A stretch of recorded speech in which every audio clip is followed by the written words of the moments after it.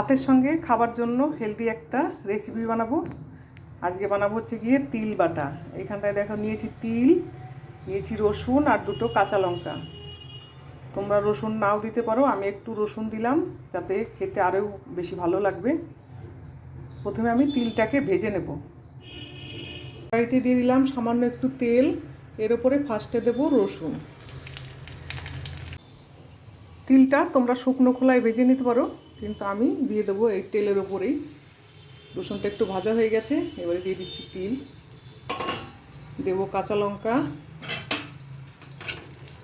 একটু লাল করে ভেজে নিই। যারা কাঁচা তেল খেতে পছন্দ করো না তারা এইভাবে খেতে পারো।